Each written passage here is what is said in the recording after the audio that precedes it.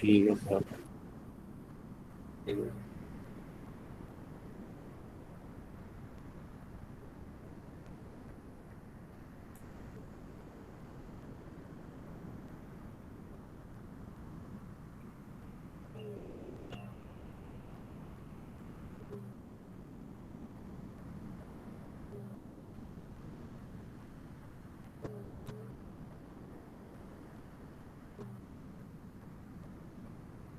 Assignment number 3 मैंने कल post कर दी थी।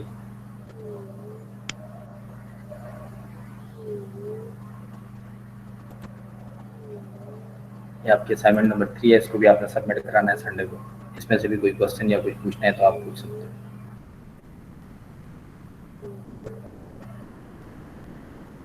ये सारे क्वेश्चन इस तरह की सेम इस तरह के क्वेश्चंस मैंने आपको सॉल्व करवाए हुए, एग्जांपल्स भी सॉल्व करवाई। तो इसको देख लें, अगर इसमें से कोई कंफ्यूजन है तो वो भी आप पूछ सकते हैं।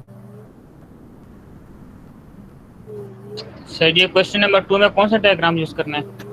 1 वाली refer to the circuit given above, जो क्वेश्चन 1 की ठीक है। डायग्राम है उसको आप यूज।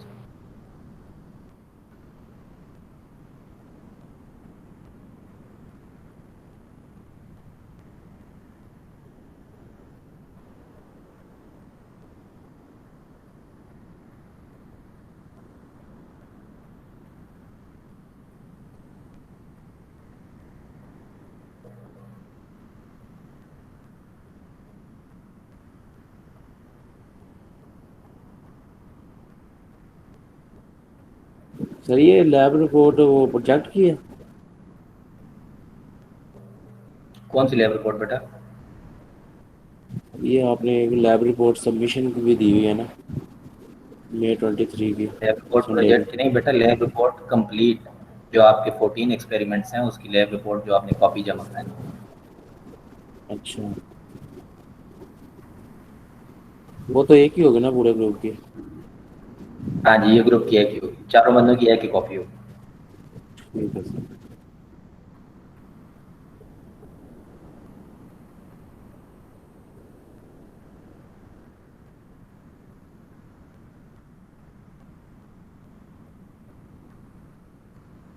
लैब टास्क में से या सिमुलेशन में से कोई चीज़ पूछनी है?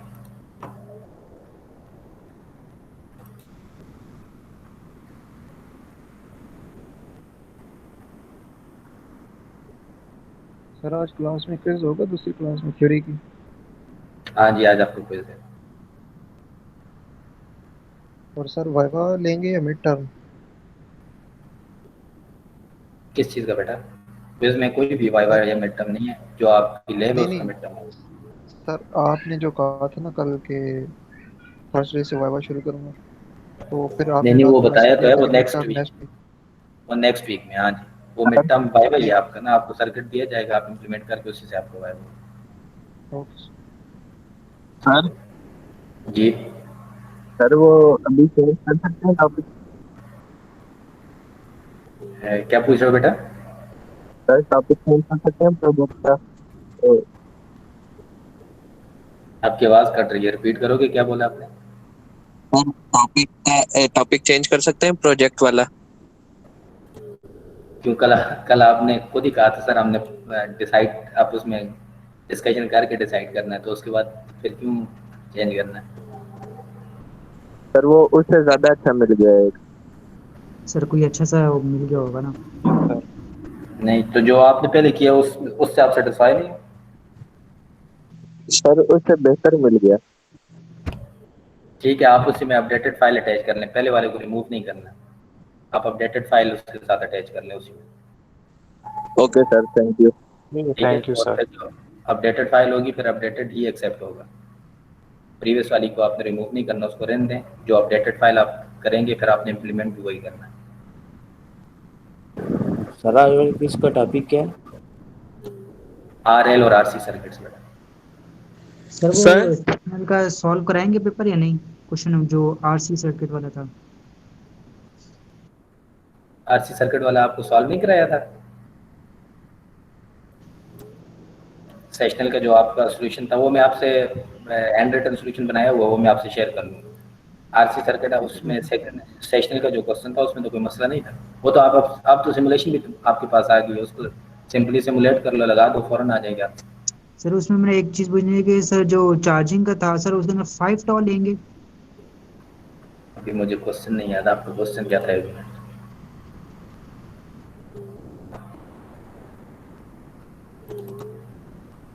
सेशन नंबर 2 था ना? Yes sir. एक मिनट में देख लेता हूँ क्वेश्चन। ये question number 2 for the circuit of figure 2 let the switch was initially closed at position 1 for a 5 star time and then the switch is moved to position 2 and left there। 5 star time के लिए question जो आपका switch है वो position 1 पे connected है, इसका मतलब ये है कि कैपेसिटर फुली चार्ज हुआ है।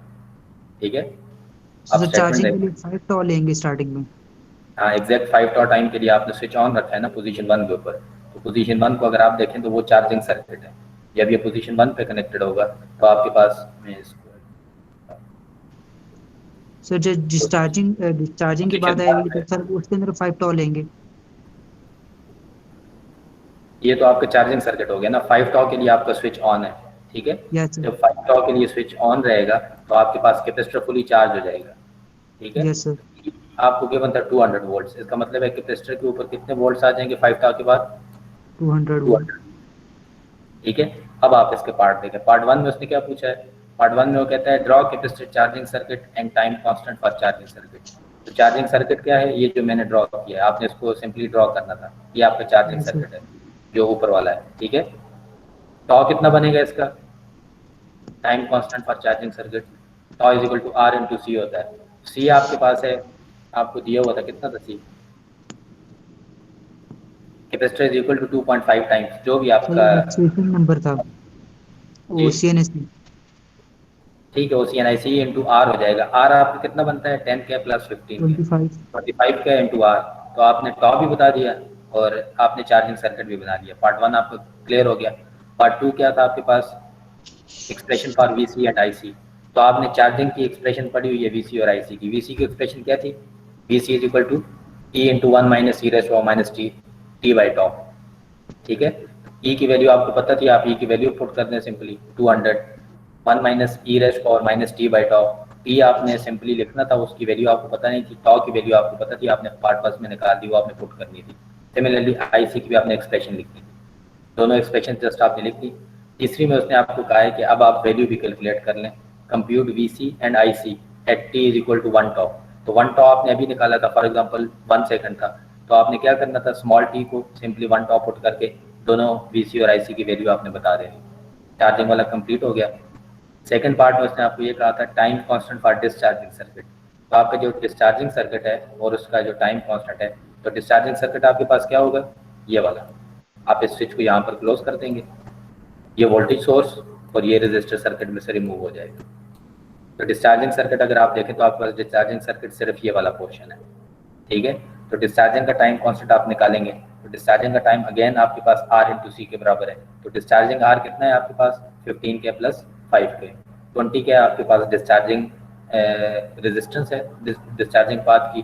सी की वैल्यू अगेन आपको पता थी, अगर रजिस्ट्रेशन के नंबर की इक्वल थी CNIC के, तो आप उसको मल्टीप्लाई करते हैं। 5 टॉ के इक्वल रखेंगे इसको या फिर टॉ के इक्वल? नहीं, टॉ आपने सिंपली टॉ निकालना है, 5 टॉ क्यों रखेंगे? आपसे टॉ पूछा है, टॉ डी डिस्चार्जिंग टाइम आपसे पूछा है, तो डिस्चार्जिंग टाइम कांस्टेंट किसके बराबर है? R इंटू सी के बराबर है ना। तो डिस्चार्जिंग पाथ का R कितना है? 15 प्लस 5 15 प्लस 5 के 20 के। सी की वैल्यू आपको पता थी, तो डिस्चार्जिंग टाइम आ जाएगा। ओके ठीक है, सर। ये जो फर्स्ट पार्ट था। जो फिफ्थ पार्ट है उसको आप देखें, expression for VC and IC। तो आपने जस्ट एक्सप्रेशन लिखनी थी डिस्चार्जिंग की, ये भी आपने पढ़ी हुई है, आपकी बुक में मौजूद है। तो आपने डिस्चार्जिंग की इक्वेशन लिखनी है, उसमें V0 आपने पुट करना था। तो V0 कितना है आपके पास? 200 वोल्ट्स। जब आपके पास डिस्चार्जिंग की बात आती है आप I0 और V0 पुट करते हैं, ठीक है। तो V0 आपके पास कितना था? आपने 200 पुट करना था जस्ट। फिर आपने उसने आपसे यही पूछा था अगेन VC और IC और डिस्चार्जिंग। जब पोजीशन 2 के ऊपर है तो डिस्चार्जिंग सर्किट है, आपने अगेन VC और IC की वैल्यू निकालनी थी T इज इक्वल टू 1 टॉ के ऊपर। तो डिस्चार्जिंग का टॉ आपने निकाला हुआ है, वो 1 टॉ के बराबर है। तो आपने जो टॉ निकाला था वही आपने सिंपली पुट करना था। आखिरी पार्ट था sketch the voltage and current plot for charging and discharging of capacitor. Charging के लिए भी आपने वोल्टेज और करंट निकाली हुई है, आप उसका ग्राफ बना लें, डिस्चार्जिंग के लिए भी निकाली हुई है, आप उसका ग्राफ बना लें। तो आप दोनों को कंबाइन भी बना सकते थे अगर किसने कंबाइन बनाया है, जिस तरह कल मैंने आपको दिखाया है। अगर कंबाइन अगर आप बनाते तो आपके पास जो कर्व बनती वो इस तरह की बनती। फॉर एग्जांपल अगर मैं वोल्टेज की बात करूँ, कैपेसिटर की चार्जिंग वोल्टेज आपके पास ये आ गई 5 टाइम के अंदर, तो आप इसी के साथ डिस्चार्जिंग भी ड्रॉ करना चाहते हैं तो यहीं से आपकी आगे डिस्चार्जिंग भी आ जाएगी।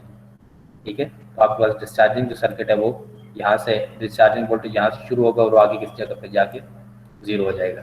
ये चीज़ याद रखनी है कि जो चार्जिंग टाइम है और डिस्चार्जिंग टाइम है ये डिफरेंट है, क्योंकि दोनों केसेस में टॉ डिफरेंट है। डिस्चार्जिंग का टॉ कुछ और था और चार्जिंग का टॉ कुछ और है। ठीक है, तो जो चार्जिंग वाला टॉ है वो बड़ा है, तो आपके पास जो चार्जिंग वाला कर्व है वो ज़्यादा देर के लिए आएगा, लेट्स सपोज 10 सेकंड्स के लिए आ रहा है। तो डिस्चार्जिंग का जो आपका टॉ है वो कम था, लेट्स सपोज 8 सेकंड के लिए, तो जो डिस्चार्जिंग का कर्व आएगा वो 8 सेकंड के लिए आएगा। तो ये कैपेसिटर की वोल्टेज है अगर आप इसका ग्राफ ड्रॉ करें चार्जिंग और डिस्चार्जिंग का इकट्ठा। सिमिलरली अगर आपने करंट भी ड्रॉ करना था तो आप इसी के ऊपर करंट भी ड्रॉ कर सकते हैं।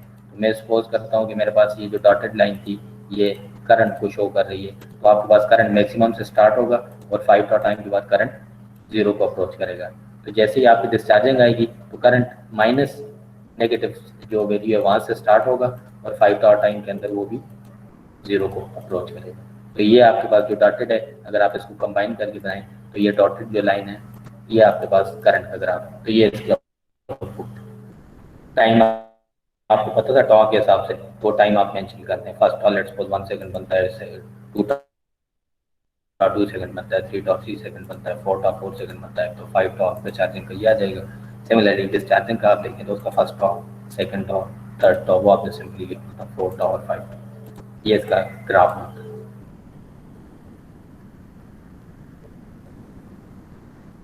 Okay sir. ठीक होगी, इसका सोल्यूशन मैंने बनाया हुआ मैं आपसे सोल्यूशन भी शेयर करता हूँ।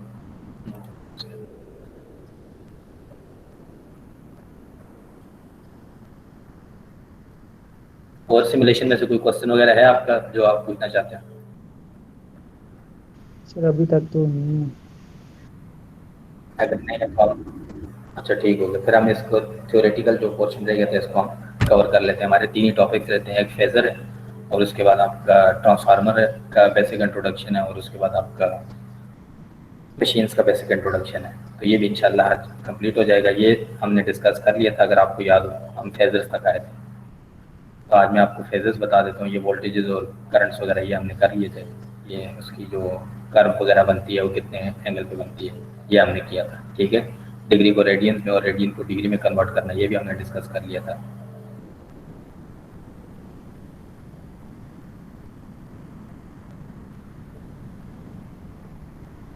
ये एग्जांपल 15.8 हमने की थी। नो सर शायद ये नहीं दी। ठीक है, ये रेडियन वाला हमने कवर किया था। मैं यहाँ से इसको रिपीट दोबारा से स्टार्ट कर लेते हैं हम। ठीक है, एग्जांपल 15.8 है आपके पास। Sketch the wave form for 25 kilowatt sinusoidal current that has an amplitude of 4 milli ampere.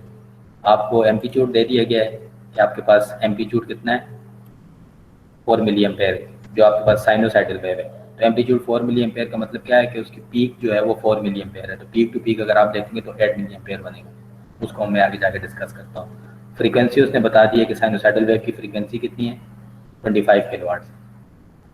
ठीक है, पूछा उसने आपसे क्या है, स्केच दी वेव फॉर्म। आपने वेव फॉर्म स्केच करनी है। ठीक है, the easiest approach is to use T is equal to 1 over F. जब आप वेव फॉर्म ड्रॉ करते हैं तो उसका टाइम पीरियड आपको चाहिए, तो सबसे पहले आप टाइम पीरियड वो कहते हैं सबसे पहले आप निकाल लें।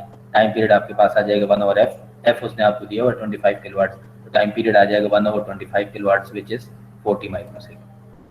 आपको वेव का टाइम पीरियड मिल गया, वेव का एम्पलीट्यूड आपको दिया हुआ है, साइनोसाइडल वेव है ये आपको पता है। ठीक है, mark the end of the cycle at 40 microsecond. जो भी आप साइकिल ड्रॉ करेंगे तो एक साइकिल का टाइम पीरियड 40 मिली सेकंड है, तो वो कहता है उसको मार्क कर दें। The half cycle points at 20 microsecond. तो आपका जो पॉजिटिव साइकिल है वो कहाँ खत्म हो रहा होगा 20 माइक्रो पे, नेगेटिव साइकिल 20 माइक्रो पे, तो मिला के वो 40 माइक्रो बन जाए। ठीक है, तो वो कहता है कि उसका क्वार्टर कितना होगा, क्वार्टर यानी कि 90 डिग्री जो आएगा, तो 90 डिग्री कितने पे आ जाएगा 10 माइक्रो सेकंड। वो वेव के चारों चीज़ें आपको बता रहा है कि वेव स्टार्ट 0 से होगी, 10 माइक्रोसेकंड पे उसका क्वार्टर पोर्शन आएगा विच इज़ 90 डिग्री, 180 डिग्री आपके पास आ जाएगा 20 माइक्रोसेकंड के ऊपर, 270 डिग्री आपके पास आ जाएगा 30 माइक्रोसेकंड के ऊपर, और 360 डिग्री या वेव कंप्लीट हो जाएगी 40 माइक्रोसेकंड। ठीक है। सेकंड उसने आपको ये भी समझा दिया कि पीक वैल्यू कितनी होगी, 4 मिली एम्पेयर मैंने आपको बताया। तो आपके पास 4 मिली एम्पेयर पीक वैल्यू है, तो पीक टू पीक कितनी हो जाएगी, 8 मिली एम्पेयर। तो अगर आपसे पूछा जाए कि आपके पास जो क्वार्टर साइकिल है यानी कि 90 डिग्री जो पॉइंट होगा उसके ऊपर आपके पास कितना वेव फॉर्म पर कितना एम्पलीट्यूड होगा, पीक होगा। साइन वेव की पीक 90 डिग्री पे आती है ना, तो आपके पास 90 डिग्री यानी कि 10 माइक्रोसेकंड के ऊपर अगर आप उसका वैल्यू देखें तो आपके पास कितनी आ रही होगी, मैग्नीट्यूड 4 मिली एम्पेयर आ रहा होगा। सिमिलरली अगर मैं नेगेटिव पीक देखूँ तो नेगेटिव पीक कितने पे आ रही होगी, 270 डिग्री पे। 270 डिग्री एक्चुअली आपके पास 30 माइक्रोसेकंड का पॉइंट है। तो 30 माइक्रोसेकंड के ऊपर अगर आप देखेंगे तो नेगेटिव पीक है, तो नेगेटिव पीक का एम्पलीट्यूड कितना होगा, -4 मिली एम्पेयर्स। ठीक हो गया।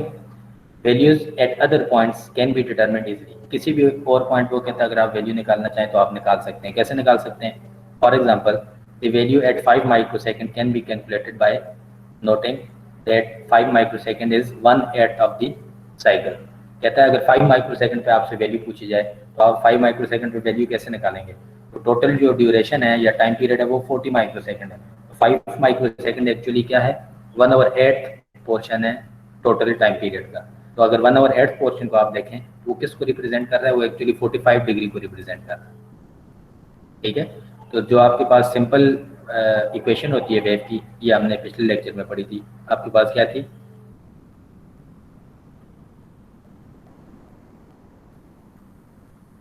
हमने इक्वेशन पढ़ी थी वेव की जो सिंपल, ये आपके पास इक्वेशन क्या है, EM साइन थीटा या साइन अल्फा। ठीक है। आपके केस में करंट है तो करंट के केस में आपके पास IM साइन थीटा या IM साइन अल्फा आएगा। अब आपको पता है अल्फा कितना है या एंगल आपके पास कितना है, 45 डिग्री। तो मैं I की वैल्यू बता सकता हूँ 45 डिग्री के ऊपर, I is equal to IM which is 4 milli ampere into sine, हमें उसने बताया था कि साइन का साइनोसाइडल वेव है, तो साइन एंगल कितना है, साइन अल्फा 45 डिग्री। तो साइन 45 मल्टीप्लाई बाय 4 कर दें तो आपको वैल्यू मिल जाएगी विच इज 2.83 मिली एम्पेयर। तो आप किसी भी एंगल के ऊपर आप वैल्यू बता सकते हैं। आपसे ये पूछा जाए कि आप 9 माइक्रोसेकंड के ऊपर वैल्यू बता दें, 15 माइक्रोसेकंड के ऊपर बता दें, किसी भी माइक्रोसेकंड के ऊपर आप वैल्यू बता सकते हैं। ठीक है, इस इक्वेशन से। अगर आपको वो कहता है कि आप इसका RMS बताएं, रूट मीन स्क्वायर जो वैल्यू होती है, तो आप इसका 4 मिली एम्पेयर इंटू 0.77 अगर आप करें तो 0.77 एक्चुअली साइन 45 डिग्री है, तो आपके पास ये 2.83 मिली एम्पेयर इसका आंसर आ गया। ठीक है। तो अगर हमने इसको RMS में कन्वर्ट करना हो तो हम RMS में कैसे कन्वर्ट करते हैं वैल्यू,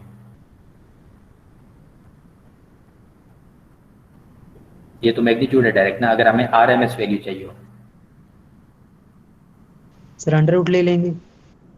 अंडर रूट किस, अंडर रूट क्या, ये एक स्पेसिफिक वैल्यू होती है जो मल्टीप्लाई होती है सर 0.77। अगर आपने लेट्स सपोज RMS निकालनी है तो VRMS आपके पास बराबर होती है बाई इक्वेशन, VRMS आपके पास 1/√2 बराबर होता है 1/√2 या 0.707 इंटू VP। हम इसको लिखते हैं 0.707 ऑफ VP। अगर वोल्टेज की बात कर रहा हूँ तो VP, अगर करंट की बात कर रहा हूँ तो IP। RMS वैल्यू का ये रिलेशन है 0.707 इंटू VP या 1/√2 इंटू VP। सिमिलरली अगर आपको पीक वोल्टेज निकालना हो तो आप कैसे निकालेंगे, VP is equal to VRMS divided by 0.707। ठीक है, या VRMS इंटू VP वोल्टेज है, पीक वोल्टेज। Okay sir. इधर जिस तरह IM का है ना, IM एक्चुअली आपके पास पीक वोल्टेज है, तो ये जो V पीक है इसको VM भी लिखते हैं, V मैग्नीट्यूड पॉजिटिव पीक का, या इसको V पीक लिखते हैं। V पीक का मतलब है पॉजिटिव पीक का एम्पलीट्यूड या सिंपल पीक एम्पलीट्यूड।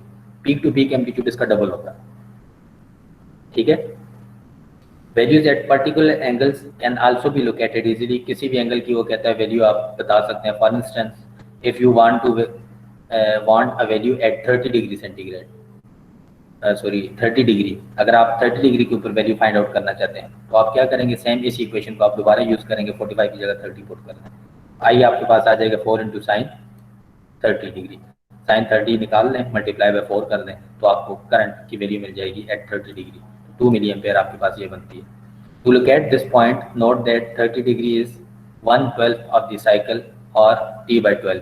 वो कहता है अगर आपने ग्राफ के ऊपर ये पॉइंट शो करना हो तो आप सिंपली 30 डिग्री निकाल लें, ग्राफ के ऊपर कौन सा पोर्शन बन रहा है तो आप उसके ऊपर ये वैल्यू मेंशन कर सकते हैं। अब आप इस ग्राफ को देखें, इसने ये ग्राफ एक्चुअली इस तरह से ड्रॉ किया हुआ है।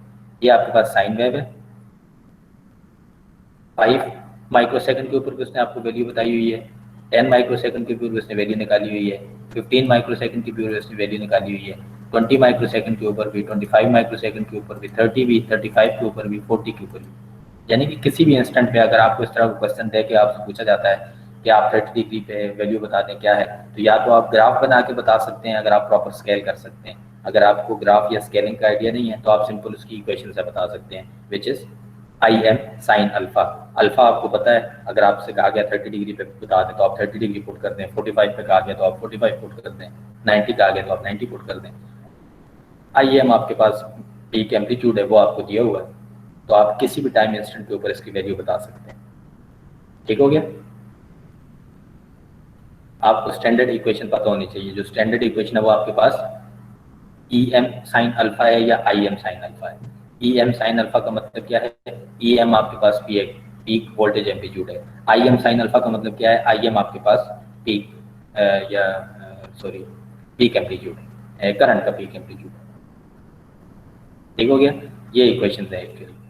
अगर आप वोल्टेज की बात कर रहे हैं तो ई एम साइन अल्फा है, अगर आप करंट की बात कर रहे हैं तो ये आई एम साइन अल्फा है। यूनिट इसका हमेशा वोल्ट में आएगा, तो अगर आपको ई एम वोल्ट में गिवन है तो आंसर भी वोल्ट्स में आएगा, अगर आपको ई एम मिली वोल्ट्स में गिवन है तो आंसर भी मिली वोल्ट्स में आएगा। सिमिलरली करंट अगर एम्पेयर्स में गिवन है आई एम तो इसका आंसर एम्पेयर में आएगा, अगर मिली एम्पेयर में गिवन है तो मिली एम्पेयर में आएगा। ये भी हम पहले डिस्कस कर चुके थे कि अल्फा इटसेल्फ किसके बराबर होता है, ओमेगा टी के, क्योंकि ई एम साइन अल्फा जो है ये actually e m sine omega t के बराबर होता है। तो जो अल्फा है वो ओमेगा टी को रिप्रेजेंट करता है। ओमेगा क्या है, एंगुलर फ्रीक्वेंसी है, और टी आपके पास क्या है, टाइम है। तो ओमेगा इटसेल्फ जो है वो किसके बराबर है, वो 2 पाई एफ के बराबर है। तो अब आप इस इक्वेशन को दोबारा लिखें, 15.4 जो इक्वेशन अगर मैं उसको रीराइट करूँ वो किसके बराबर है, e m sine omega t के। अल्फा को हमने ओमेगा टी से रिप्लेस कर दिया और ओमेगा को भी आप 2 पाई एफ से रिप्लेस कर दें तो ये आपके पास ई एम बन जाता है ई एम साइन 2 पाई एफ टी। ठीक हो गया? तो अब आपको फ्रीक्वेंसी पता है, आप उसमें सिंपली पुट करें तो आपको 2 पाई तो वैसे भी पता होता है, अगर फ्रीक्वेंसी पता है तो आप फ्रीक्वेंसी स्मॉल एफ पुट कर दें तो तब भी आपको एम्पलीट्यूड मिल जाएंगे। ठीक है? तो अब वो इसको समराइज करके रखता है कि जो आपके पास ऐसी वोल्टेज है वी, वो बराबर होगी V m sine omega t के, वी एम पीक एम्पलीट्यूड है, और जो साइनोसाइडल करंट है आई वो आपके पास बराबर होगा I m sine omega t के। अगेन आई एम यहाँ पर आपके पास साइनोसाइडल पीक एम्पलीट्यूड है करंट। ठीक है? अब आप इस क्वेश्चन को देखें, 100 हर्ट्ज साइनोसाइडल वोल्टेज सोर्स आपको गिवन है with an amplitude of 150 volts, V m आपको दिया हुआ है 150 वोल्ट्स, फ्रीक्वेंसी आपको दी हुई है 100 hertz. Write the equation for e as function of time. कहते हैं आप ई की इक्वेशन लिखते हैं as a function of time. तो अभी हमने ऊपर पढ़ा है कि ओमेगा किसके बराबर है, 2 पाई एफ टी के, या ओमेगा टी भी आप सिंपली लिख सकते हैं। तो आपके पास ओमेगा सबसे पहले उसने कैलकुलेट किया है, ओमेगा किसके बराबर है, 2 पाई एफ के। 2 पाई आपको पता है, एफ उसने आपको बताया 100 हर्ट्ज, आप पुट कर दें तो ओमेगा आपके पास आ जाएगा 628 रेडियन पर सेकेंड। ई एम उसने आपको बताया हुआ है 150 वोल्ट्स है, तो इक्वेशन क्या बन जाएगी, small e is equal to e m sine omega t. E m आपके पास 150 है, 150 पुट कर दिया, साइन ओमेगा टी आपने निकाल लिया, टी आपके पास इन टर्म्स ऑफ टाइम आपने प्रेजेंट करना है, और ओमेगा आपने निकाल लिया, तो ओमेगा की वैल्यू कितनी थी, 628। तो जो आपके पास फाइनल सोल्यूशन बनेगा इस इक्वेशन का वो ये बनेगा 150 साइन 628 टी। अब अगर आपको स्मॉल टी भी पता हो तो आप एग्जैक्ट मैग्नीट्यूड बता सकते हैं कि इस टाइम पॉइंट के ऊपर कितना मैग्नीट्यूड। ठीक हो गया? ये उसने नीचे रेडियंस की कैलकुलेशंस बताई हुई हैं कि अगर हम इसको रेडियन में कन्वर्ट करें, working in radiance, with your calculator in radian mode, आप उसको रेडियन पर रख के इसको कैलकुलेट कर सकते हैं। वो कहता है 150 into sine 628, 1.25 into 10⁻⁻3, 150 sine 0.78 radian, तो ये आपके पास आ जाएगा 106 वोल्ट्स। ठीक है, उसने स्मॉल टी कितना पुट किया है, 1.25 मिली सेकेंड। ठीक है, तो जो भी आपके पास टाइम गिवन हो आप वो पुट करके सिंपली इसका मैग्नीट्यूड बता सकते हैं। तो मैग्नीट्यूड आपको रेडियंस में बताना है, वो रेडियन में इसका आंसर निकाल रहा है। ठीक है, जो आपका एंगल है उसको आप रेडियन में कन्वर्ट करें और अपने जो कैलकुलेटर है उससे इसको आप सॉल्व कर लें। वो ये बता रहा है कि 0.785 रेडियन एक्चुअली बराबर किसके होता है, 45 डिग्री की। हमने ये पढ़ा हुआ है 2 pi radian is equal to 180 degree, तो आप उसमें से निकाल सकते हैं 45 किसके बराबर होगा, 30 किसके बराबर होगा, ये जो वो कहता है कि अगर आप डिग्री में कन्वर्ट करके निकालें तो आंसर तब भी आपके पास 106 वोल्ट्स ही आएगा। ठीक है, तो आंसर आप रेडियन में निकालें या उसको डिग्री में कन्वर्ट करके निकालें, तो ओमेगा को आप दोनों तरह से यूज़ कर सकते हैं। इन टर्म्स ऑफ डिग्री भी यूज़ कर सकते हैं और इन टर्म्स ऑफ रेडियन भी यूज़ कर सकते हैं।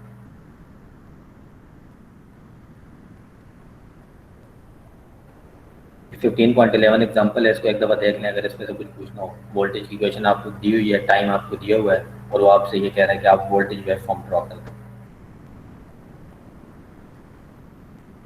इसको एक दफ़ा देख लें, समझ लें अगर कोई चीज़ पूछनी।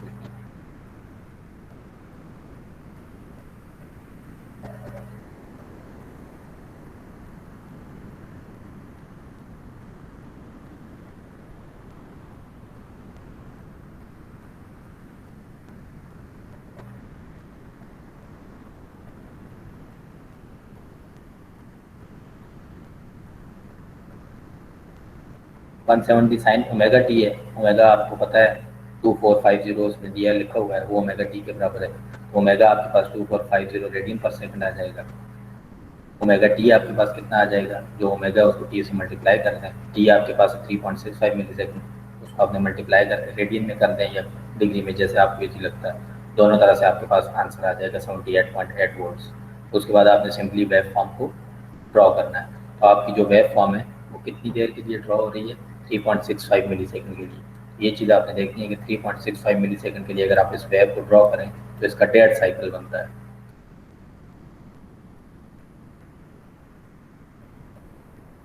ठीक हो गया? ओके। अगर आप इसका 1 साइकिल ड्रॉ करेंगे तो 1 साइकिल इसका आंसर नहीं देगा। क्यों नहीं देगा? क्योंकि 2 पाई के ऊपर ये 0 हो जाती है। 3.65 के ऊपर आपने वोल्टेज बतानी थी, तो 3.65 मिली सेकेंड के ऊपर वोल्टेज 78.8 वोल्ट्स है। ये आपको कैसे पता चला कि ये 1.5 साइकिल बनेगा? ये आप इस ओमेगा से निकालेंगे एफ। ठीक है, ओमेगा किसके बराबर है, 2 पाई एफ के। तो 240 2450 को आप 2 पाई एफ के इक्वल पुट करेंगे और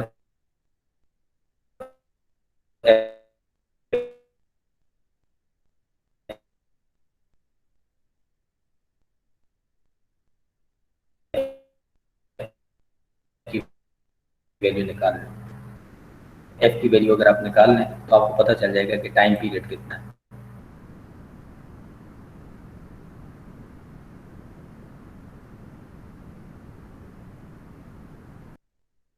के ऊपर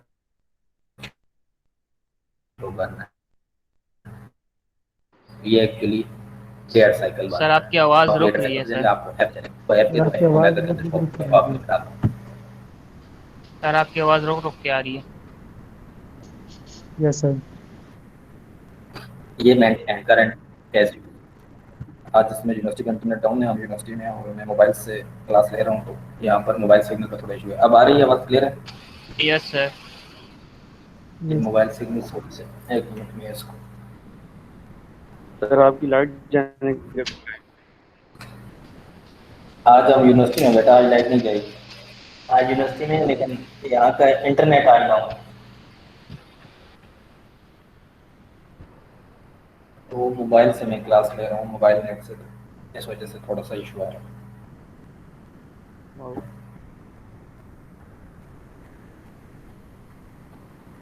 यहाँ यूनिवर्सिटी में नेट के सिग्नल ठीक नहीं आते ना, लॉन्ग का कनेक्शन है तो उस पर नेट इशू कर रहा था।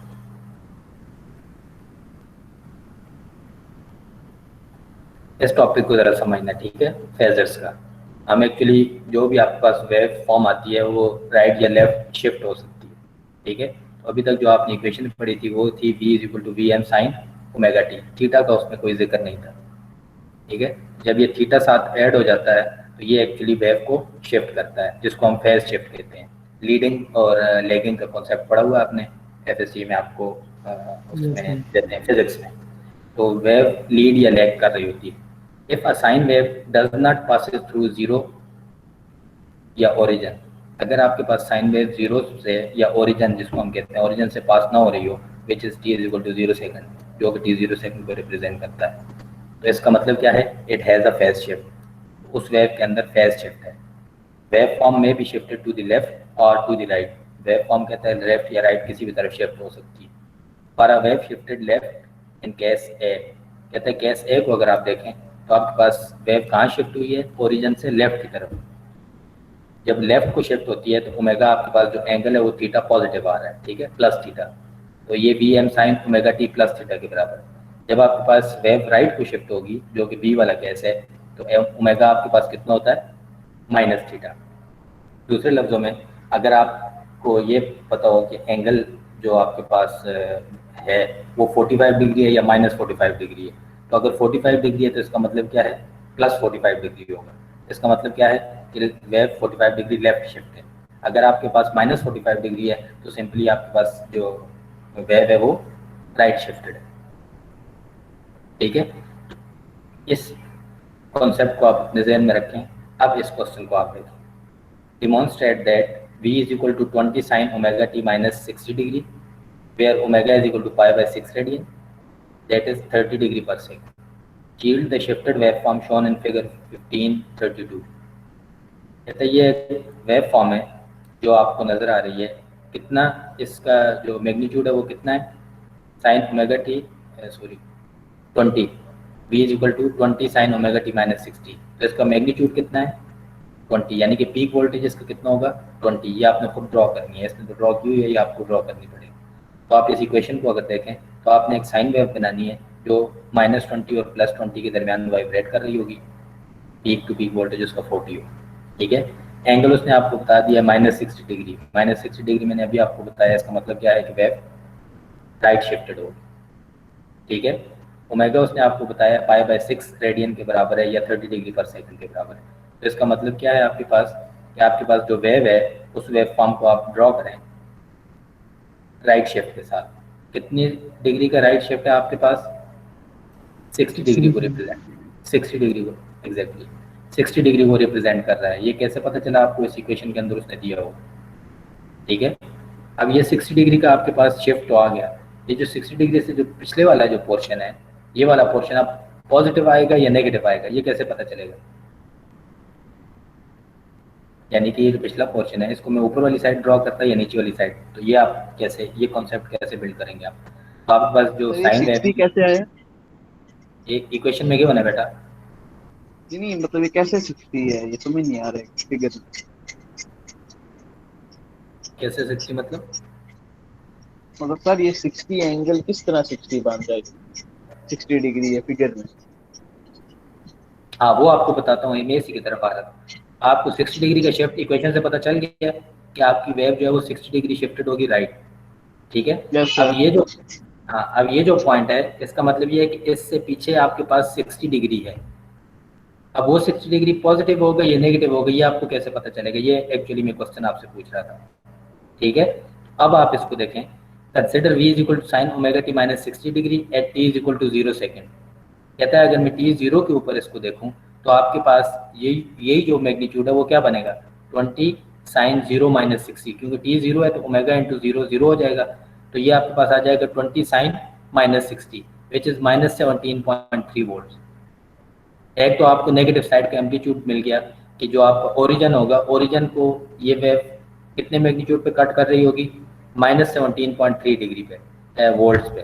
तो ये आपको पता चल गया कि आपका जो पिछला 60 डिग्री का जो मैग्नीट्यूड था, एक तो वो नेगेटिव साइड पे है, तो आप उसको नेगेटिव साइड पे ड्रॉ करेंगे पहली बात, तो वो +20 और -20 आपके वेव का मैग्नीट्यूड बनता है।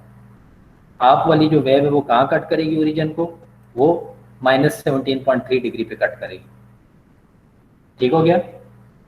अब since omega is 30 degree per second, it takes 2 seconds for omega t to reach 60 degree। कहता है आपके पास जो ओमेगा है वो 30 डिग्री पर सेकंड है, तो आपके पास 60 डिग्री कवर करने के लिए कितना टाइम चाहिए आपको? 30 डिग्री पर एक सेकंड में 30 डिग्री एंगल का ओमेगा जो है वो टेक प्लेस कर रहा है या कवर कर रहा है, तो 2 सेकंड में वो 60 डिग्री कवर करेगा। Therefore at t is equal to 2 second, आप t को 2 सेकंड पुट करेंगे, b कितना हो जाएगा आपके पास? 20 साइन ओमेगा t था, ओमेगा 30 है, इंटू टी 2 पुट करेंगे तो 60 माइनस 60, तो 60 माइनस 60 जो इक्वेशन का माइनस 60 था वो आपने पुट किया तो साइन 0 आ जाएगा। आपके पास जो मैग्नीट्यूड है वो कितना बन जाएगा? 0 वोल्ट। तो वो ओरिजिन को कब कट कर रही होगी? एक्चुअली 2 सेकंड के ऊपर वो ओरिजिन को कट करेगी। जो आपके पास जो एक्स एक्सेस है वो कितने सेकंड पे कट हो रहा होगा? 2 सेकंड पे। वर्टिकल एक्सेस या मैग्नीट्यूड कितने पे कट हो रहा होगा? 0 के ऊपर, माइनस 17.3 वोल्ट्स के ऊपर, ठीक है। And the wave form passes through the origin या 0 at t is equal to 2 second as indicated, ठीक है। तो यहाँ से आपको ये पता चलता है कि 30 डिग्री पर सेकंड आपका ओमेगा था, तो वेव कितने डिग्री पे कितने सेकंड के बाद 0 एक्सिस को कट कर रही है? 2 सेकंड के बाद, तो एंगल कितना हो जाएगा? 60 डिग्री। तो यहाँ से आपको ये क्लियर होता है कि ये वेव जो है वो 60 डिग्री शिफ्ट की हुई है राइट। तो आप हमेशा ओरिजिन से वेव को ड्रॉ करते हैं, ठीक है, ये चीज़ याद रखनी है। तो आपने सिंपली साइन वेव ड्रॉ की, उसके बाद आप उसका देखें कि ओरिजिन पे ये कब कट करेगा। ओरिजिन पे कट करने के लिए आपने टी को 0 पुट करना है, टी को 0 पुट करोगे तो ओरिजिन को कट करने वाला मैग्नीट्यूड आपको मिल जाएगा, ठीक है। दूसरा उसने ओमेगा आपको बताया हुआ है 30 डिग्री पर सेकंड है, तो आप ये देखें कि वेव कितनी देर बाद इसको कट कर रही है, एक्स एक्सिस को या ओरिजेंटल एक्सिस को 2 सेकंड के बाद कट कर रही है। तो 30 डिग्री पर सेकंड है, तो 2 सेकंड में कितना आपका एंगल कवर हो जाएगा? 60 डिग्री। तो 60 डिग्री आपकी वेव है जो राइट शिफ्टेड है, माइनस 17.3 उसका ओरिजिन का मैग्नीट्यूड है, और बीच में किसी भी टाइम पॉइंट पे अगर आपसे पूछा जाए तो आप वो एंगल उस पर पुट करके उसकी वैल्यू निकाल सकते हैं, ठीक हो गया।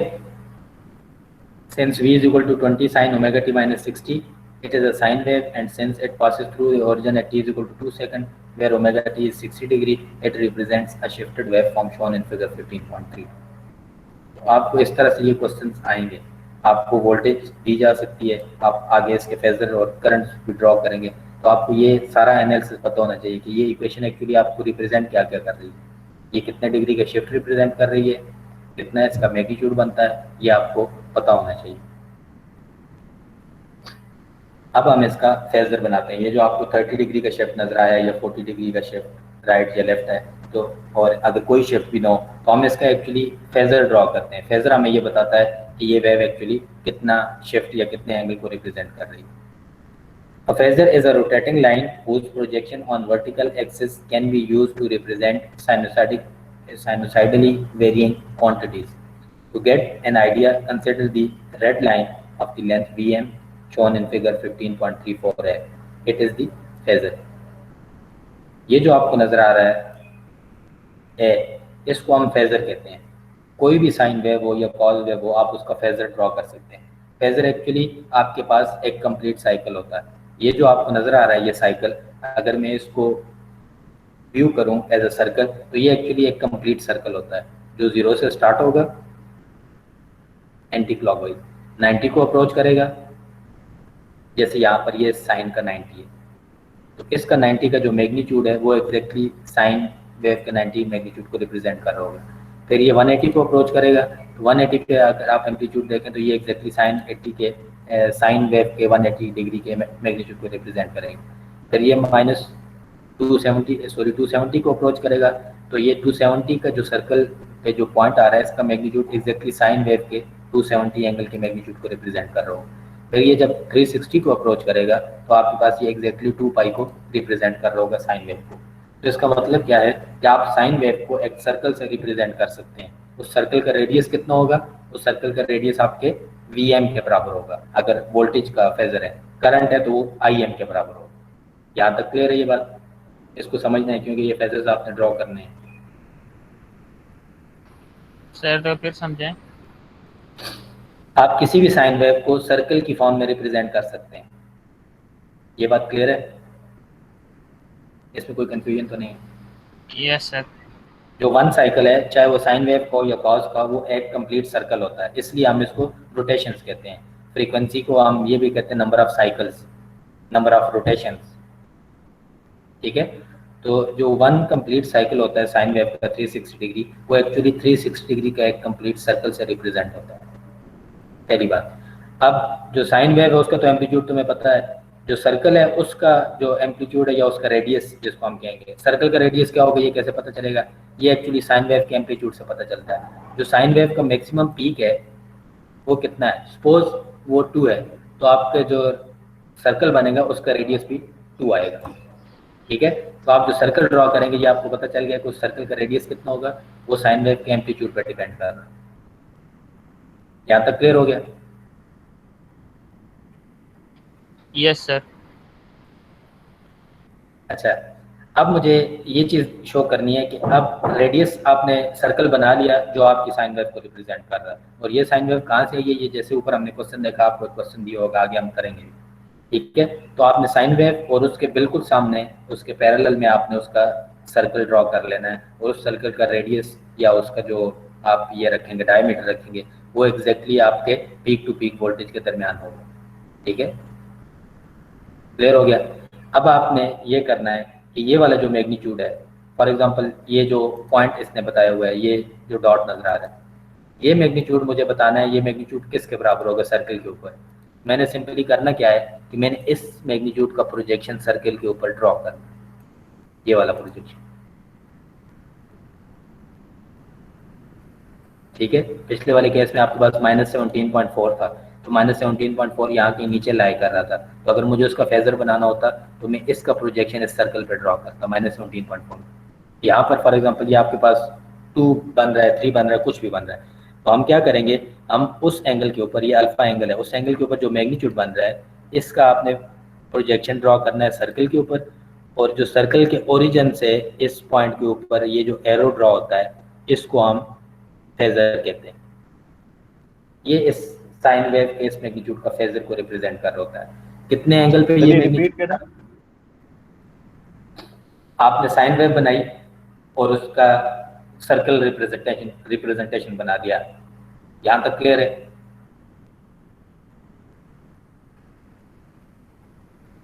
ये बात क्लियर है? साइन वेव का सर्कल ठीक हो गया। अब साइन वेव के सर्कल के बाद जो दूसरी चीज आपके पास आपको पता होनी चाहिए वो क्या है कि सर्कल का रेडियस कितना होगा। सर्कल का रेडियस मैग्नीट्यूड के बराबर होगा जो आपका साइन वेव है उसका मैग्नीट्यूड। ठीक है, साइन वेव का मैग्नीट्यूड लेट्स सपोज 10 था, तो आपके सर्कल का रेडियस भी 10 होगा। दूसरी बात क्लियर, आपको सर्कल का रेडियस पता चल गया। तीसरी बात, इस साइन वेव के ऊपर कोई भी मैग्नीट्यूड है और आपने उस मैग्नीट्यूड का फेजर बताना है। फेजर हमेशा वेक्टर, ये जो आपको ये नजर आ रहा है ये एक एरो होता है जिसको हम वेक्टर क्वांटिटी कहते हैं, तो ये एक वेक्टर से सर्कल के ऊपर रिप्रेजेंट होता है। तो अब हम ये कर रहे हैं, हम ये वाला जो मैग्नीट्यूड है, ये जो मैंने अभी हाईलाइट किया है, इस मैग्नीट्यूड का मुझे फेजर बताना है सर्कल के ऊपर, कि सर्कल के ऊपर ये कहाँ पर होगा ये मैग्नीट्यूड। तो आपने ये जो भी मैग्नीट्यूड है उसका सिंपली प्रोजेक्शन ड्रॉ करना है इस सर्कल के ऊपर, स्ट्रेट लाइन से, हॉरिजॉन्टल लाइन से आप इसका ड्रॉ कर लें। जिस जगह पे ये सर्कल को कट कर रहा है आपने ओरिजिन से उस जगह के ऊपर एक एरो ड्रॉ करना है, तो ये इस मैग्नीट्यूड का फेजर आ जाएगा। इसका एंगल कितना है वो आपको साइन वेव से पता चलेगा। कितने एंगल के ऊपर आप ये मैग्नीट्यूड देख रहे हैं, फॉर एग्जांपल अल्फा डिग्री के ऊपर, तो आपने जो ओरिजिन के साथ एंगल बन रहा होगा इस फेजर का वो मेंशन कर देना है, वो आपके पास अल्फा है। अगर ये 30 डिग्री का, लेट्स सपोज 30 डिग्री पे ये मैग्नीट्यूड था, तो मैं इस अल्फा की जगह पर लिखता 30 डिग्री। जी सर, अगर ये हम लोग तो कर सकते हैं कि सर ये जो सर्कल वाली डायग्राम है सर, इसके फेस से हम लोग ये ग्राफ प्लॉट कर सकते हैं साइनसॉइडल वेव। कौन सा ग्राफ आप प्लॉट करना चाहते हैं? सर ये जो सर्कल वाला है सर, इसके जो फेज है सर, जो एरो है ना फेस सर, इसके अगर हम लोग फेज अगर यहाँ से ड्रॉ कर दो तो अगर फेज हमारे पास हो तो सर हम ये कर्व ड्रॉ कर सकते हैं इसकी वेव जो है। बिल्कुल कर सकते हैं ना, आपके पास ये सर्कल हो तो आप साइन वेव बना सकते हैं, साइन वेव है तो उसका फेजर बना सकते हैं, ये दोनों एक दूसरे से बन सकते हैं। सर मगर सर्कल में वो प्रोटेक्टर के थ्रू बनाना पड़ेगा ना? नहीं, ये अभी ये एग्जांपल देखो ना, आपको ये चीज़ क्लियर हो जाएगी। आप इस एग्जांपल को देखो, आप ये फर्स्ट क्वार्टर साइकिल है वेव का, 0 से 90 डिग्री तक साइन वेव का, ठीक है। इसके हर पॉइंट का एम्पलीट्यूड जो है मैं बता सकता हूँ फेजर के साथ। फेजर क्या होता है साइन वेव का? सिंपली आप क्या करते हैं, मैं इसको ड्रॉ कर देता हूँ। आप क्वाड्रेंट बनाते हैं चारों, कितने डिग्री पे मुझे फेजर चाहिए, 30 डिग्री पे ऊपर, मैं 30 डिग्री के ऊपर फेजर ड्रॉ करूँगा। एरो कितना एंगल कितना था वो आप यहाँ पर मेंशन कर देंगे, जो भी आपका एंगल है थीटा या अल्फा वो आपने मेंशन कर दिया, ठीक है। इसका जो मैग्नीट्यूड है, ये फेजर का मैग्नीट्यूड हम RMS में रिप्रेजेंट करते हैं, वो मैं आगे जाके बताता हूँ। जो भी इसका मैग्नीट्यूड है वो आप यहाँ पर ये मेंशन कर दें। ये 30 डिग्री का सिंपली फेजर होता है। आपने ये एग्जैक्ट सर्कल जो बना हुआ है, ये सर्कल आपने इसी तरह से ड्रॉ नहीं करना होता। आपने सिंपली फेजर बताना होता है कि ये जो साइन वेव दी हुई है इसका फेजर आप ड्रॉ कर लें। तो इस ये वोल्टेज वेव फॉर्म है, तो मुझे इस वोल्टेज वेव फॉर्म का फेजर ड्रॉ करना है, तो मैं इसका फेजर सिंपली ड्रॉ कर लूँगा ये 30 या अल्फा डिग्री के ऊपर, जिस तरह मैंने ये ड्रॉ किया, ठीक है। अब ये कैसे ड्रॉ है इसको आप देखो, ये फर्स्ट 90 डिग्री जो है 0 से लेकर पॉजिटिव 90 तक साइन का जो एंगल है, तो 30 डिग्री के ऊपर भी उसने उसका फेजर बताया हुआ है, 60 डिग्री के ऊपर भी उसने उसका फेजर ड्रॉ किया हुआ है, 90 डिग्री के ऊपर भी उसने उसका फेजर ड्रॉ किया हुआ है। तो ये एक्चुअली अगर आप वेव देखें तो वेव क्या है, sine omega T, VM sign omega T. VM कितना है, 100 वोल्ट। तो आप इस फेजर की लेंथ देखो कितनी है, 100 वोल्ट। हॉरिजॉन्टली भी ये एग्जैक्ट 100 होगा, वर्टिकली भी ये एग्जैक्ट 100 होगा। रेडियस है ना जो आपका VM है, तो VM आपको पता चल गया 100 वोल्ट। उसके बाद आपने क्या करना है, किसी भी स्पेसिफिक एंगल पे उसका मैग्नीट्यूड बताना है। तो जब 0 डिग्री की आप बात करेंगे तो आप 0 डिग्री के ऊपर सिंपली फेजर ड्रॉ करेंगे, ये वाला। अगर आपने 30 डिग्री के ऊपर ड्रॉ करना है तो आप सिंपली एक लाइन ड्रॉ करें, ये आपका फेजर आएगा 30 डिग्री के ऊपर, और यहाँ पर उसका एंगल मेंशन कर दें, एंगल कितना है 30 डिग्री फॉर एग्जांपल। 60 का ड्रॉ करना है तो 60 से आ जाएगा, 90 पे ड्रॉ करना है तो 90 पे आ जाएगा, ठीक है। ये इसी का सेकंड पोर्शन है। अगर मैं 90 डिग्री से 180 डिग्री तक देखूँ, अगेन उसने फेजर ड्रॉ किया, 90 डिग्री का फेजर हम ड्रॉ कर चुके थे। अगर 120 डिग्री का फेजर ड्रॉ करना हो तो आप क्या करेंगे, 120 डिग्री कौन से क्वाड्रेंट में आता है, सेकंड क्वाड्रेंट में। तो आप इसको ध्यान में रखो, ये वाली जो डायग्राम है मैं इधर दोबारा ड्रॉ कर देता हूँ। 120 डिग्री अब कहाँ पर है, सेकंड क्वाड्रेंट में। तो आप 120 डिग्री के ऊपर एक एरो खींचेंगे जो आपका फेजर है। एंगल कितना है उसका, आप एंगल मेंशन कर देंगे कि ये ओरिजिन से 120 डिग्री। 150 डिग्री आप देखें कहाँ पर है, अगर मैं क्वाड्रेंट में देखूँ तो ये भी सेकंड क्वाड्रेंट में आता है। तो आप 150 डिग्री का एंगल ड्रॉ करेंगे, फेजर ड्रॉ करेंगे, जो ये वाली लाइन रिप्रेजेंट कर रही है। 180 डिग्री पे आप आ जाएं तो ये आपके पास सेकंड क्वाड्रेंट में क्या है, 180 डिग्री की ये लाइन है। आप इसके ऊपर एरो ड्रॉ करेंगे, ये इसके फेजर को रिप्रेजेंट करता है। एंगल आप इसका मेंशन कर दें कि ओरिजिन से इसका एंगल कितना है, 180 डिग्री। तो आपने हर वेव फॉर्म का एक्चुअली ड्रॉ करना है फेजर, ठीक है।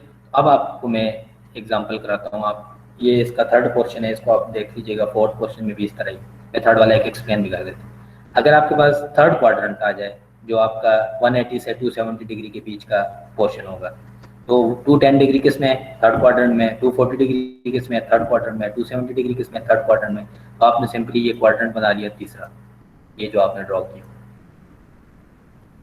तीसरे क्वाड्रेंट में आपने वेव 210 डिग्री पे आपने फेजर ड्रॉ करना है, तो आप 210 डिग्री के ऊपर एक एरो खींचेंगे और एंगल उसका मेंशन कर देंगे, ओरिजिन से कितना है 270 डिग्री से। सिमिलरली 240 डिग्री के ऊपर भी, 270 डिग्री के ऊपर भी, 210 के ऊपर भी आप ड्रॉ कर सकते हैं। यहाँ पर आप आ जाएं तो 300 डिग्री के ऊपर भी, 330 डिग्री के ऊपर भी आप ड्रॉ कर सकते हैं, ठीक है। अब जो दूसरी चीज़ है वो क्या है, नीचे सर इनके साथ नेगेटिव साइकिल है तो माइनस ही आएगा ना। ओके सर, ये मैग्नीट्यूड माइनस ही आएगा ना, -50 वोल्ट। ये मैग्नीट्यूड -87 वोल्ट आएगा। नेगेटिव पीक है एग्जैक्ट -100 वोल्ट्स पे आएगी, क्योंकि पॉजिटिव पीक 100 थी तो नेगेटिव पीक -100 है। ठीक हो गया। अब इस एग्जांपल के देखो, क्वेश्चन इस तरह से हो गया, draw the phasor and the waveform for current I is equal to 25 sin omega t milliamperes for f is equal to 100 hertz। उसने आपको फ्रीक्वेंसी बताई है और साइन वेव बताई है, और आपको ये कहा है कि आप वेव फॉर्म भी ड्रॉ करें और उसका फेजर भी ड्रॉ करें।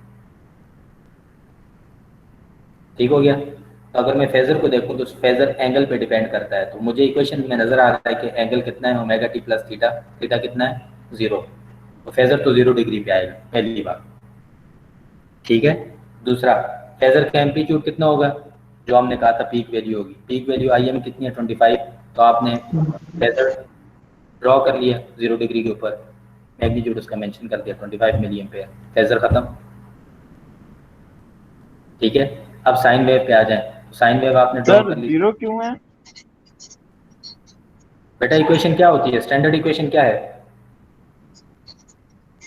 Sign omega t plus theta, और आपकी इक्वेशन में थीटा क्या है, ओके सर 0 0 है, इसलिए एंगल जो आपका फेजर है वो 0 डिग्री पे है।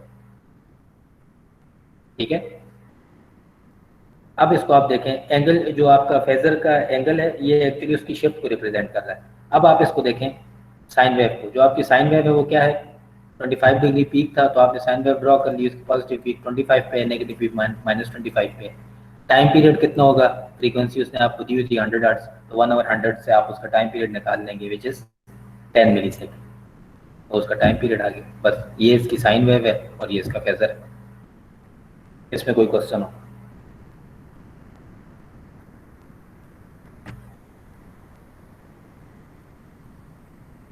क्लियर है?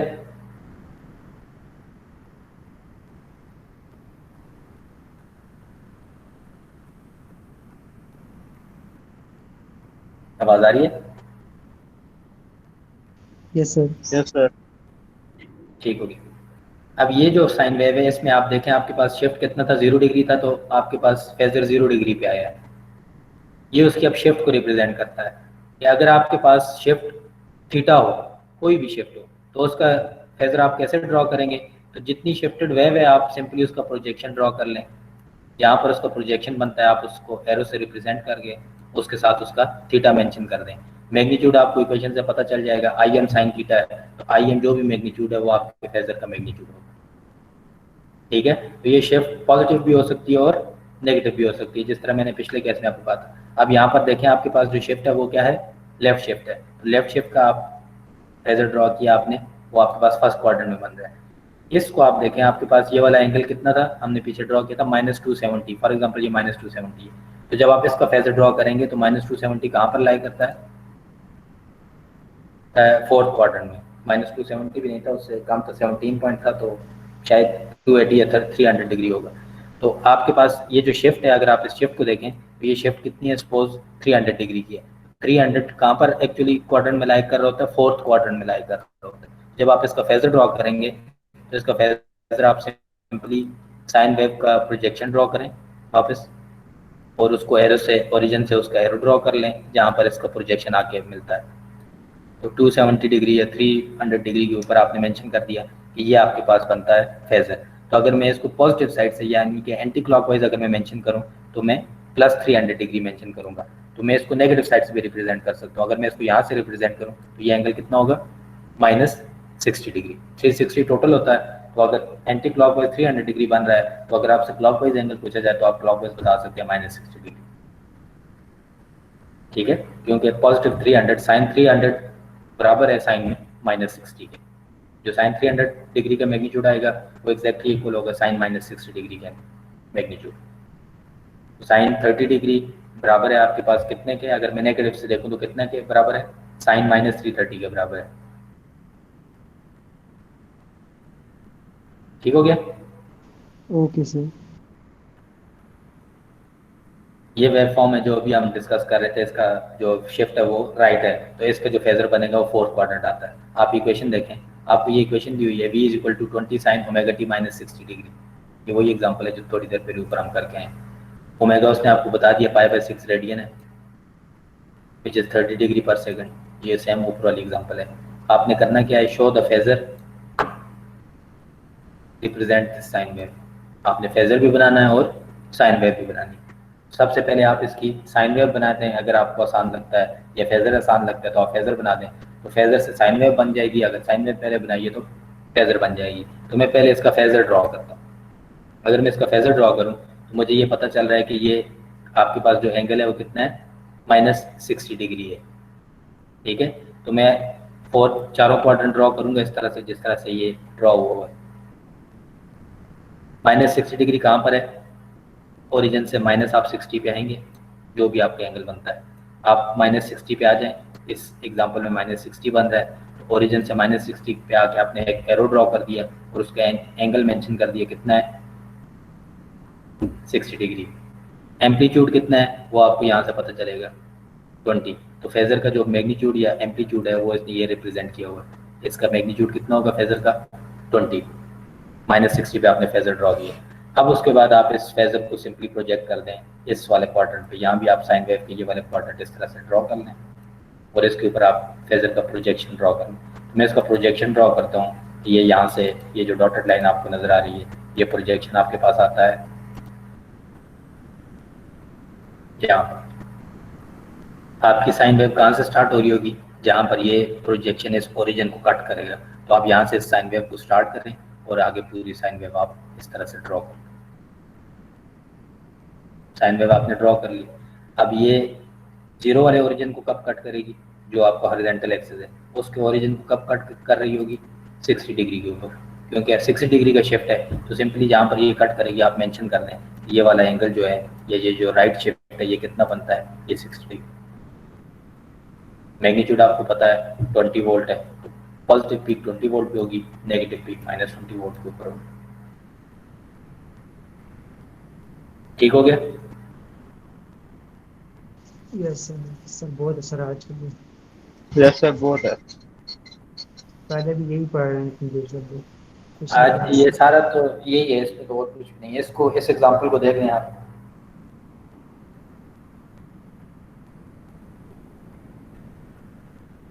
ये भी सेम उस तरह की एग्जांपल है। इक्वेशन आपको दी हुई है Vm sin omega t + 90 degree. तो आपने सिंपली इसका फेजर ड्रॉ करना है। तो यहाँ पर Vm उसने आपको नहीं दिया हुआ, तो Vm आप एज इट इज लिख लें। ठीक है, 90 डिग्री के ऊपर आपने ये फेजर ड्रॉ किया, रेड वाला मैग्नीट्यूड उसका मेंशन कर दिया Vm है। अगर ये वैल्यू गिवन होती लेट्स सपोज 10-20, तो मैं 10-20 लिखता है। यहाँ पर उसने Vm लिखा था, तो सिंपली आप Vm लिख लें जो भी मैग्नीट्यूड है। इसका आप प्रोजेक्शन ड्रॉ कर लें इसके ऊपर। 90 डिग्री के ऊपर ये कट करता है, तो 90 डिग्री से ये आपकी साइन वेव शुरू होगी। आप 90 डिग्री से साइन वेव ड्रॉ कर लें, तो आपके पास जो शिफ्ट है वो +90 डिग्री है, तो लेफ्ट शिफ्ट है। तो इससे पीछे जो साइन वेव है उसको आप डॉटेड से रिप्रेजेंट करके शो कर दें, तो उसका एंगल कितना बनता है? 90 डिग्री बनता है। ठीक है जी सर। ये जो ये साइनसॉइडल वेव है सर, साइन और कॉस की सेम ही है, तो सर हम साइन की जगह कॉस भी यूज कर सकते हैं फॉर्मूले में? बिल्कुल कर सकते हैं, लेकिन साइन को जब कॉस में कन्वर्ट करते हैं तो फिर उसके साथ एंगल ऐड करते हैं। साइन 0 डिग्री कितने कॉस के बराबर होता है? Yes sir. Sine 0 degree cos में कितने डिग्री के बराबर होता है? 90 के बराबर। हाँ जी, जो आपके पास साइन 0 है वो एक्चुअली आपके पास कॉस का 90 है। 90 के बराबर है। ठीक है, तो जो भी आपका साइन है, लेट्स सपोज साइन 30, अगर आप उसको कॉस में रिप्रेजेंट कर रहे हैं तो आपको 30 + 90 करना पड़ेगा। तो आप इसी इक्वेशन को कॉस के फॉर्म में लिख सकते हैं। सर अगर हम लोग क्वाड्रेंट ही अलग मतलब चेंज कर दें इस तरह, मींस कि सर क्वाड्रेंट हम पॉजिटिव लेके आए नेगेटिव मिल जाए तब भी ठीक हो जाएगा? कौन से क्वाड्रेंट को तुम नेगेटिव करना चाह रहे हो? ये +90 डिग्री का शिफ्ट देने का मतलब क्वाड्रेंट चेंज करना है, और तो कुछ भी नहीं। एक क्वाड्रेंट 90 डिग्री का होता है ना, तो आप +90 या -90 करेंगे तो एक्चुअली आप क्वाड्रेंट ही चेंज करेंगे। Okay sir, okay sir. ठीक है, अब अगर आपके पास 2 वेव्स हैं तो उसका फेज डिफरेंस आ जाता है। अभी तक तो हम एक ही वेव ड्रॉ कर रहे थे, तो एक वेव में हमें कोई फेज डिफरेंस की जरूरत नहीं थी। तो फेज डिफरेंस क्या है? जब आप एक ही एक्सिस के ऊपर दोनों को ड्रॉ करेंगे, वोल्टेज और करंट जब आपने एक ही एक्सिस के ऊपर ड्रॉ करना है, तो अगर तो वो दोनों 0 से स्टार्ट हो रहे हैं तो फिर तो कोई डिफरेंस नहीं। लेकिन अमूमन होगा ये कि वो आपके पास दोनों 0 से स्टार्ट नहीं हो रहे होंगे। जब वो स्टार्ट नहीं हो रहे होंगे 0 से, तो फिर उन दोनों वेव के दरमियान डिफरेंस कितना होगा? जिस तरह भी हम शिफ्ट की बात कर रहे थे, यहाँ पर ये सिंपली शिफ्ट है 90 डिग्री। तो अगर मैं ये कहूँ कि मेरे पास यहाँ पर साइन वेव एक करंट की वेव फॉर्म भी थी जो इस तरह से मूव कर रहा था, तो अगर इन दोनों वेव्स का मैं आपसे डिफरेंस पूछूं कि करंट और वोल्टेज में डिफरेंस कितना है, तो आप क्या बताएंगे? 90 डिग्री। ठीक है, तो अगर एक ही एक्सिस पे 2 वेव्स आ जाएंगी तो फिर उनका फेज डिफरेंस आपको निकालना पड़ेगा। फेज डिफरेंस क्या है? Phase difference refers to the angular displacement between different wave forms of the same frequency. अगर फ्रीक्वेंसी सेम हो तो आपके पास उनके दरमियान जो एंगुलर डिफरेंस बनेगा उसको हम फेज डिफरेंस कहते हैं। वो कहता है कि अगर आप फर्स्ट वेव को देखो, इसमें दोनों जीरो से स्टार्ट हो रहे हैं, तो फेज डिफरेंस कितना होगा?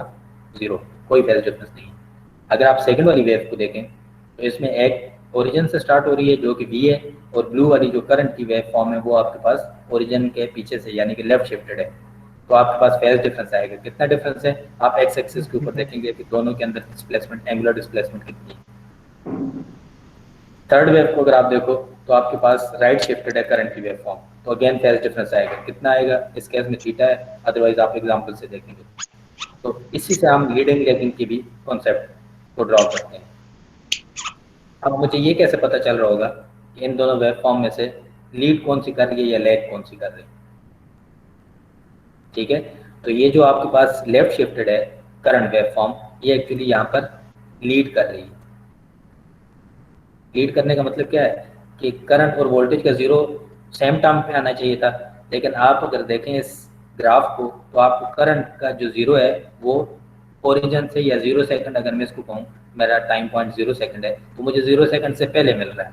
तो कौन सी वेव फॉर्म है जिसका जीरो या ओरिजिन का जो मैग्नीट्यूड है वो पहले मिल रहा है? करंट का मिल रहा है, तो करंट लीड कर रहा है वोल्टेज। आप थर्ड वाले ग्राफ को देखें, थर्ड वाले ग्राफ में आप देखें ओरिजिन के ऊपर आपको कौन सा वेव फर्स्ट मिल रही है या मैग्नीट्यूड मिल रहा है? तो अगर मैं देखूं तो मुझे ओरिजिन के ऊपर पहले वोल्टेज वेव फॉर्म मिल रही है। करंट को अगर मैं एक्स एक्सिस के ऊपर देखूं या उसकी डिस्प्लेसमेंट देखूं तो करंट वेव फॉर्म मुझे बाद में रिसीव हो रही है, उसका जो 0 पॉइंट है। तो इसका मतलब यह है कि वोल्टेज यहाँ पर लीड कर रही है। वोल्टेज लीड करना, या दूसरे लफ्जों में हम कह सकते हैं करंट लैग कर रहा है। तो अब इस कॉन्सेप्ट को अगर आप देखें तो इसको हम लीड और लैग का कॉन्सेप्ट कहते हैं। तो ये फेजर में आप रिप्रेजेंट कर सकते हैं।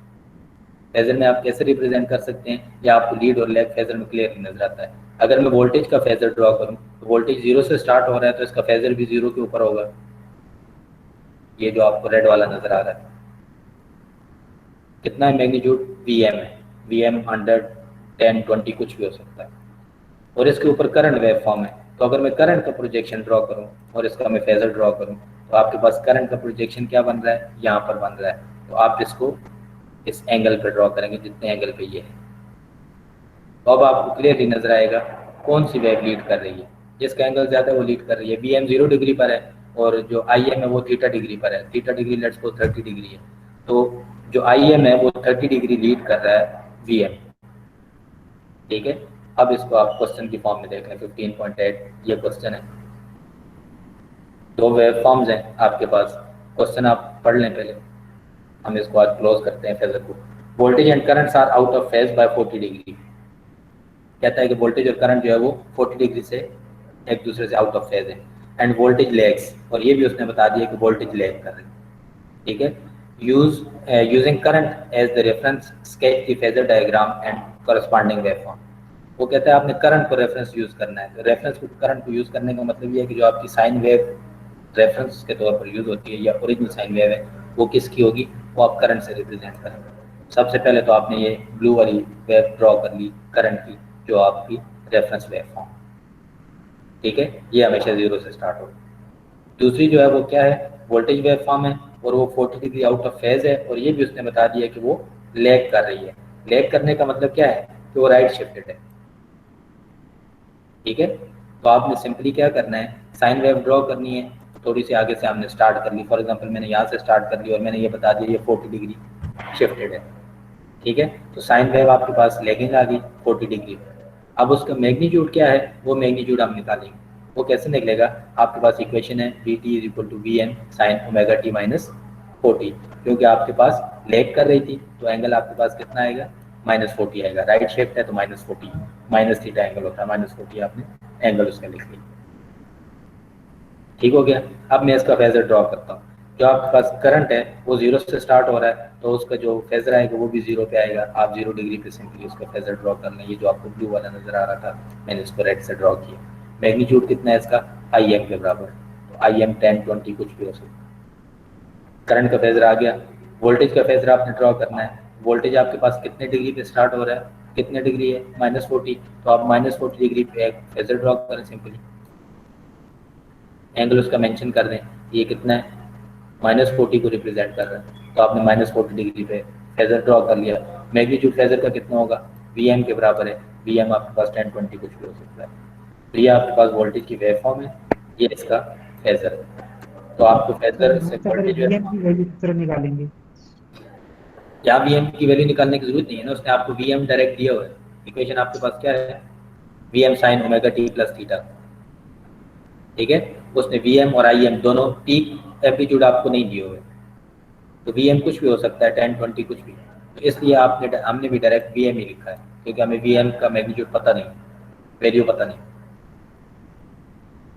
ठीक है। ठीक हो गया। अब उसने यहाँ पर दोनों करंट्स आपको दे दिए, इसको खुद ड्रॉ करें, अगर कोई कंफ्यूजन है तो मुझसे पूछ लें। उसने आपको दोनों वेव फॉर्म्स दी हैं, एक तो आपने उसने आपको वोल्टेज दे दिया है V = 20 sin omega t plus theta, VM आपको पता चल गया, एंगल भी पता चल गया। सेकंड उसने आपको करंट की वेव फॉर्म दी है, I = 18 sin omega t minus 40 degree, तो IM आपको पता चल गया 18 है, और साइन का जो एंगल है वो आपके पास -40 है, तो +30 डिग्री रिप्रेजेंट करता है लेफ्ट शिफ्ट को, -40 डिग्री रिप्रेजेंट कर रहा है राइट शिफ्ट को। सबसे पहले सबसे आसान काम क्या है कि मैं इसका फेजर ड्रॉ करूँ। आप सबसे पहले फेजर ड्रॉ कर लिया करें, फेजर से फिर उसकी साइन वेव ड्रॉ कर लें, वो ज़्यादा आसान है। तो अगर मैं इसका फेजर ड्रॉ करूँ तो वोल्टेज का फेजर कितने पे है, 30 डिग्री पे, 30 डिग्री पे एक आप फेजर ड्रॉ करूँ, एंगल मेंशन कर दें 30। दूसरा फेजर आपके पास क्या है, करंट का, कितने पे है, -40 पे, तो मैं कहता हूँ कि -40 सपोज यहाँ पर था, तो ये मैंने -40 ड्रॉ कर लिया, तो आप उसका भी एंगल मेंशन करते हैं कि ये -40। करंट वोल्टेज वाले का एम्पलीट्यूड क्या था, वीएम, वो आप मेंशन कर दें 20। करंट वाले का एम्पलीट्यूड आईएम कितना था, 18, वो आपने मेंशन कर दिया।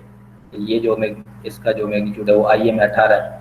अब सिंपली आप इसका प्रोजेक्शन ड्रॉ करें, तो इसका भी प्रोजेक्शन आपने ड्रॉ करना है राइट साइड के ऊपर जो आपका क्वाड्रेंट है, इसका भी आप प्रोजेक्शन ड्रॉ कर लें। जहाँ पर ये कट कर रहे हैं वहाँ से सिंपली ये वेव फॉर्म शुरू होंगे। तो ऊपर वाले को आप देखें तो ये एक्स एक्सिस को यहाँ पर कट कर रहा है, ये वाला जो प्रोजेक्शन आपको नजर आ रहा है, इसने यहाँ पर कट किया, तो यहाँ से आपकी वोल्टेज वेव फॉर्म शुरू होगी। जो -40 वाला था उसको अगर मैं ड्रॉ करूँ तो ये एक्स एक्सिस पे कहाँ, सॉरी वर्टिकल एक्सिस के ऊपर, ओरिजिन के ऊपर कहाँ कट रहा है, कट कर रहा है यहाँ पर, यहाँ कट कर रहा है, तो आपको करंट का वेव फॉर्म यहाँ से स्टार्ट होगा सिंपली। तो ये जहाँ ओरिजिन पे कट कर रहा है तो उसका एंगल मेंशन करते हैं 40 डिग्री है। जो आपके पास करंट है, सॉरी वोल्टेज है, ये जो रेड वाला है, इसको अगर आप देखें तो ये आपके पास 30 डिग्री, तो आपने 30 डिग्री यहाँ मेंशन कर दिया कि ये ओरिजिन से 30 डिग्री पहले स्टार्ट हो रही है, ये 40 डिग्री बाद में स्टार्ट हो रहा है, तो ये आपने यहाँ मेंशन कर दिया कि ये 40 डिग्री ओरिजिन के बाद स्टार्ट हो रही है। इन दोनों का अगर मैं फेज डिफरेंस आपसे पूछूं कि फेज डिफरेंस कितना है, तो कितना होगा इसका फेज डिफरेंस? 70 डिग्री। गुड। इसका फेज डिफरेंस कितना है दोनों का? 70 डिग्री। वो +30 से स्टार्ट हो रही है, ये -40 से, तो +30, 0 से +30 30 डिग्री, और 0 से -40 40 डिग्री, 40 डिग्री + 30 डिग्री 70 डिग्री। तो ये इसने एक्चुअली इसका फेज डिफरेंस बताया हुआ है। इन दोनों के दरमियान जो एंगल का डिफरेंस आएगा वो कितना है, वो 70 डिग्री। ठीक है, ये आगे भी इसकी एग्जांपल इस तरह की हैं, इन एग्जांपल्स को आप खुद देख लीजिएगा। इफेक्टिव वैल्यू में आपसे ऊपर डिस्कस कर चुका हूँ। इफेक्टिव वैल्यू क्या होती है? आरएमएस वैल्यू होती है। 1/√2 ऑफ वी पीक या आई पीक आप करेंगे तो आपको आरएमएस वैल्यू मिल जाएगी। आरएमएस अगर आपके पास हो तो आप उससे पीक वैल्यू निकाल सकते हैं। ठीक है, तो ये वाली जो एग्जाम्पल है 15.7, इसमें एक्चुअली वो ना सिर्फ आपसे फेजर पूछ रहा है, साइन वेव, 3 चीज़ें उसने नई चीज़ यहाँ से उसने आपको सिखा दी, आरएमएस वैल्यू। सर ये अगली क्लास में कर लेंगे ना सर, आज के लिए बहुत है। बस ये खत्म हो गया, ये लास्ट एग्जांपल है। अब वो आपसे तीनों चीज़ें पूछेगा, आपने साइन वेव भी ड्रॉ करनी है, फेजर भी ड्रॉ करना है, और आरएमएस वैल्यू भी बताना है। तो आप जिस तरह भी हमने ऊपर ड्रॉ किया था, आप इस इक्वेशन, किसी भी एक इक्वेशन का आप फेजर भी ड्रॉ कर सकते हैं, साइन वेव भी, और तीसरा अगर आपसे आरएमएस पूछे तो आरएमएस अभी हमने पढ़ा, या इफेक्टिव वैल्यू किसके बराबर है? 0.707 इंटू वी पीक अगर वोल्टेज है, करंट है तो 0.77 इंटू आई पी। तो जो आपके पास पहली इक्वेशन है उसमें आपके पास आई पीक या आई एम कितना है? 10। तो उसका अगर मैं आरएमएस निकालूं तो आरएमएस किसके बराबर होगा? 0.77 इंटू 10। तो अगर इसकी आरएमएस वैल्यू आपसे पूछी जाए तो ये 7.07 एम्पेयर बनती है। सिमिलरली सेकंड केस में 0.77 इंटू 50, तो सेकंड केस में आपके पास 35.35 मिली एम्पेयर आरएमएस बनती है। थर्ड केस को अगर आप देखें तो 0.77 इंटू 100, 70.7 वोल्ट्स आपके पास ये वैल्यू बनती है। ठीक है, तो फेजर वाला पोर्शन स्पेशली देखना है आपने। आपको अगर वेव फॉर्म गिवन हो एक या एक से ज़्यादा, तो आप उस इक्वेशन गिवन हो, आप उसकी वेव फॉर्म बना सकते हैं, आप उसका फेजर ड्रॉ कर सकते हैं, और आप उसकी आरएमएस वैल्यू बता सकते हैं। सर ठीक इस हो गया? क्वेश्चन में जस्ट यही निकालना है, आरएमएस निकालनी है या फेजर और वो भी बनाना है? इसमें इसने आरएमएस पूछा है, मैंने आपको ये कहा है कि इस क्वेश्चन में आपसे तीनों चीजें पूछी जा सकती हैं। आपको ये कहा अच्छा जाए कि इस इक्वेशन की साइन वेव ड्रॉ कर लें, उसका फेजर ड्रॉ कर लें, उसके आरएमएस वैल्यू बता दें, तो ये तीनों चीजें इस एग्जांपल में जो आज आपने पढ़ा वो सारा इस एग्जांपल में शामिल हो जाता ओके है। सर। आप तीनों चीजें ओके निकाल सर ये एग्जांपल में आप करा के बता सकते हैं फेजर वाला इस एग्जांपल से? इस एग्जांपल से क्या करूं? सर ये फेज डायग्राम बना के बता सकते हैं ये इस क्वेश्चन? अभी जो ऊपर 10 बनाई है ये भी मैं ड्रॉ करूं, इसको ड्रॉ करो फेजर पे, मैं कौन सा वाला ड्रॉ करूं? मैं ड्रॉ कर देता हूँ, सब कुछ सर मैं वो ही अभी करूंगा, बता तो तुम क्या करोगे? दीजिएगा, अभी तो बैटरी बिल्कुल डाउन है हमारी। इसको खुद ड्रॉ करो, ठीक है? अभी जिस तरह ऊपर ड्रॉ किया 50 डिग्री, 50 इसका मैग्नीट्यूड है, 20 डिग्री के ऊपर इसका फेजर आ जाएगा। मैं जो सेकंड वाला है इसको मैं ड्रॉ कर देता हूँ, कितने डिग्री पर है? 20 डिग्री सर पर ये आपने फेजर ड्रॉ डी कर वाले में कॉज आ रहे हैं ना, इसमें मसला कर रहे हैं। आई वाले में साइन दे रहे हैं, वो तो हो जाएगा, मगर तो वी कॉस वाले वाले को साइन में कन्वर्ट करोगे ना, tan cos 2 ओमेगा t को अगर मैं साइन में कन्वर्ट करूँ तो कितना होगा? 2 ओमेगा t प्लस 90। कॉस को साइन में सर कन्वर्ट करना है ना, थर्ड वाले को आप कॉस को साइन में कन्वर्ट करो। ये साइन ओमेगा टी प्लस 0 है, sorry cos omega t plus 0 है, तो मैं इसको साइन ओमेगा टी अगर मैं कन्वर्ट करना चाहूँ तो कितना प्लस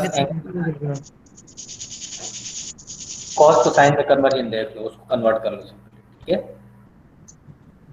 सर वो प्लस 90 या माइनस 90 होगा, इस तरह कुछ होगा। हाँ जी, बस उसकी सिंपली आपने कन्वर्जन देख ली। आगे इस तरह की एग्जांपल्स आएंगे, उसमें मैं ये करवा भी दूंगा, बहरहाल आप इसकी वो देख लें, ठीक है?